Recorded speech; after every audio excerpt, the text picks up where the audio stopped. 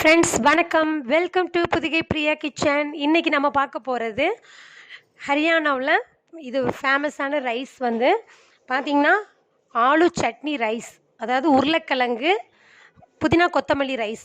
நார்மலாக நம்ம வீட்டில் இருக்கிற பொருள் தான், செம்மையாக இருக்கும். வீடியோ பார்க்கலாமா? தேவையானது பாருங்கள். பச்சை மிளகாய் ஒரு 6-7 பச்சை மிளகாய், அவங்கவுங்க காரத்துக்கு தகுந்த மாதிரி எடுத்துக்கோங்க. நான் ஒரு 6-7 பச்சை மிளகாய் எடுத்து வச்சுருக்கேன். இஞ்சி, புதினா தலை ஒரு கைப்பிடி அளவு, கொத்தமல்லி தலையும் ஒரு கைப்பிடி அளவு, பூண்டு பல் வந்து ஒரு 15 பல் எடுத்து வச்சுருக்கேன். 2 டேபிள் ஸ்பூன் சோம்பு எடுத்து வச்சுருக்கேன். 3 உருளைக்கிழங்கு வந்து தோலை நீக்கிட்டு கட் பண்ணி ஸ்லைஸாக கட் பண்ணி எடுத்து வச்சுருக்கேன். இது பாயில் பண்ணலை, இது வந்து நம்ம எண்ணெயில் போட்டு ரோஸ்ட் பண்ணி போட போகிறோம்.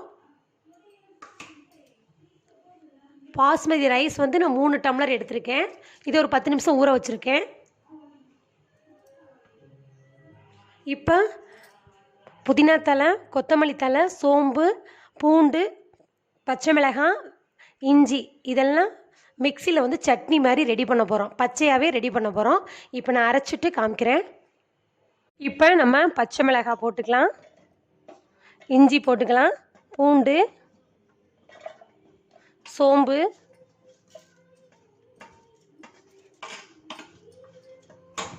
புதினா தலை நல்லா ஃப்ரெஷ்ஷாக கழுவி எடுத்து வச்சுக்கோங்க. இதுக்கு மெயின் புதினா தலை தான் அதிகம், கொத்தமல்லி தலையும். இதை மிக்சியில் நம்ம சட்னியாக அரைச்சிக்கலாம்.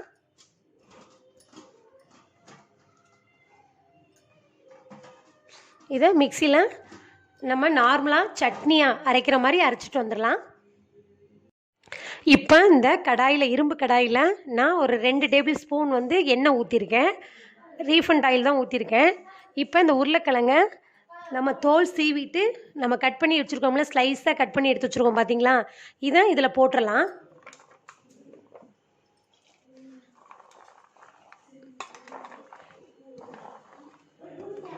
டீப் ஃப்ரை மாதிரி தான் பண்ணுறோம், ரொம்ப எண்ணெய் ஊற்றலை. இது நல்லா வந்து கிறிஸ்பியாக இருக்கணும், அதுக்காக தான் நம்ம வந்து எண்ணெயில் போட்டு எடுக்கிறோம். இது வந்து ஹரியானா ரெசிபி. நான் அங்கே இருக்கும்போது இந்த ரைஸ் அதிகமாக நான் சாப்பிட்ருக்கேன். ரொம்ப டேஸ்ட்டாக இருக்கும், நல்ல ஹெல்த்தியானது. இதை வந்து நம்ம வந்து எண்ணெயில் பொரிச்சு எடுக்காமல் நம்ம வந்து பாயில் பண்ணியே எடுத்து வச்சுக்கலாம். பேபி பொட்டேட்டோவை வந்து நம்ம வந்து நல்லா பாயில் பண்ணி எடுத்து வச்சுட்டு தோலை நீக்கிட்டு எடுத்து வச்சுக்கலாம். எண்ணெயில் போடாமையும் நம்ம அதை வந்து பாயில் பண்ணி இந்த சாதத்தில் கலந்துக்கலாம். குழந்தைங்களுக்கு பிடிக்குமேங்கிறதுக்காக தான் நம்ம கிறிஸ்பியாக இருக்கணுமேங்கிறதுக்காக இது ஒரு மெத்தடு. இது கொஞ்சம் நல்லா செவந்தாப்பில் எடுத்து வச்சுக்கலாம். பாருங்கள், நம்ம நல்லா நைஸாக அரைச்சிட்டோம். இப்படி இருக்கணும், குறன்னு இருக்கும். ரொம்ப நைஸ் வேண்டாம், கொஞ்சம் குறன்னு இருந்தால் தான் நல்லாயிருக்கும். சாதத்தில் பெரட்டி சாப்பிடும்போது நல்லாயிருக்கும். பாருங்கள், அரைச்சிட்டேன். இப்போ இதில் கொஞ்சம் நெய் விட்டுக்கலாம். இதில் ஒரு பட்டை நான் 2ஆக கட் பண்ணி எடுத்து வச்சுருக்கேன். ஒரு ஸ்டார் பூவு, கடற்பாசி, 4 லவங்கம் எடுத்துருக்கேன். இதை இப்போ நம்ம போட்டுடலாம்.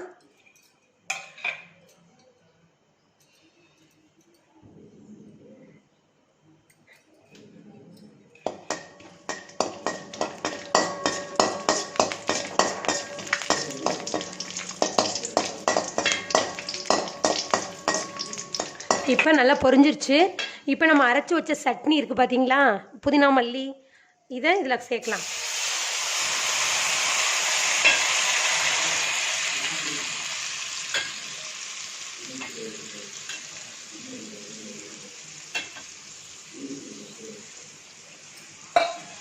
இதை நல்லா வதக்கிக்கலாம், பச்சை வாசனை போகணும்.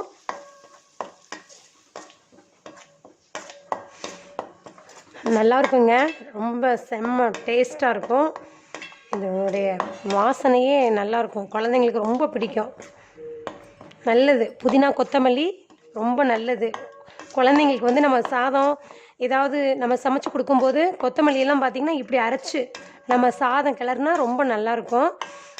குழந்தைங்க வந்து தனியாக புறக்கி எடுத்து போட மாட்டாங்க. இப்படி நம்ம சட்னி மாதிரி அரைச்சிட்டோம்னா அந்த ரைஸில் வந்து ஃபார்ம் ஆகும். அப்படிங்கும்போது நல்லா உடம்புக்குள்ளே நமக்கு செட் ஆகும்.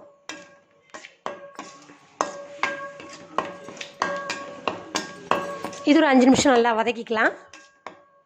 இப்போ நம்ம வந்து எண்ணெயில் பாருங்கள் டீப் ஃப்ரை பண்ணோம் பார்த்தீங்களா உருளைக்கிழங்க, இதை இதில் போட்டுடலாம். இதில் ஒரு பெரட்டிட்டு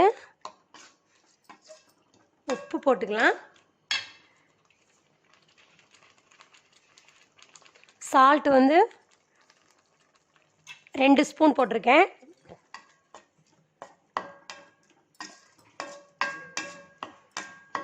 ஏன்னா நம்ம பாயில் பண்ணியிருக்கோம். கொத்தமல்லியெல்லாம் நல்லா எண்ணெயிலே நல்லா இதாகிடுச்சு. இப்போ நம்ம பாஸ்மதி ரைஸை வந்து தண்ணி போக வடித்து எடுத்து வச்சுருக்கேன். இதையும் இதில் போட்டுடலாம்.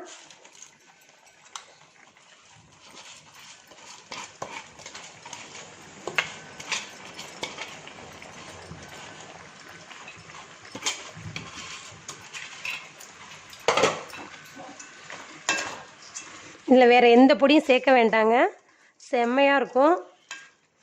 இது வந்து ஹரியானாவில் ரொம்ப பிரபலமாக இருக்கும், சாப்பிட்றதுக்கு ரொம்ப டேஸ்ட்டாக இருக்கும்.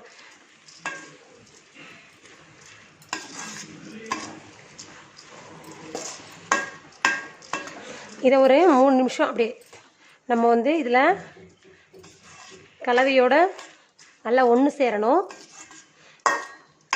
இது ஒரு 3 நிமிஷம் அப்படியே விட்டுருவோம். அப்புறமா அளந்து தண்ணி ஊற்றிக்கலாம்.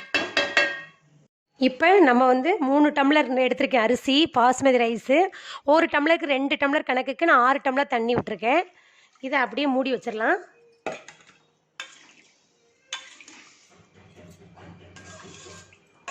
உப்பு போதுமான்னு செக் பண்ணிக்கோங்க, எனக்கு கரெக்டாக இருக்குது. நான் இதில் குக்கரில் வைக்க மாட்டேன், நான் இதில் வந்து இந்த சில்வர் தவாவில் தான் இப்போ வச்சுருக்கேன். இதை சிம்லே ஒரு 15 நிமிஷம் நல்லா குக் ஆகிடும். இப்படி மூடி போட்டலாம், சிம்மை குறைச்சி வச்சுக்கலாம். இப்போ 15 நிமிஷம் ஆயிடுச்சு, நம்ம அதை ஓப்பன் பண்ணி பார்க்கலாம். பாருங்கள், வாசனையாக இருக்குது, நல்ல கமகமன்னு இருக்குது. பாருங்கள், கரெக்டாக நம்ம குக்கரில் வச்சுருக்கிற மாதிரியே இருக்குது. பார்த்தீங்களா?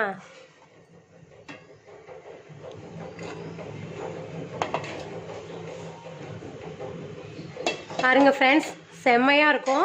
பாருங்கள் எப்படி இருக்குது, நல்லா பாயில் ஆகிருக்கு. சாதம் நல்ல டேஸ்ட்டாகவும் இருக்குது, நல்ல வாசனையாக இருக்குது, கமகமன் இருக்குது. நீங்களும் இதே போல் செஞ்சு பாருங்கள். என்னுடைய சேனல் உங்களுக்கு பிடிச்சிருக்குன்னு நினைக்கிறேன். என்னுடைய வீடியோவை பார்த்துட்டு நீங்களும் இதே போல் செஞ்சு பாருங்கள். என்னோடய சேனலை சப்ஸ்கிரைப் பண்ணுங்கள், லைக் பண்ணுங்கள், ஷேர் பண்ணுங்கள். நன்றி ஃப்ரெண்ட்ஸ்.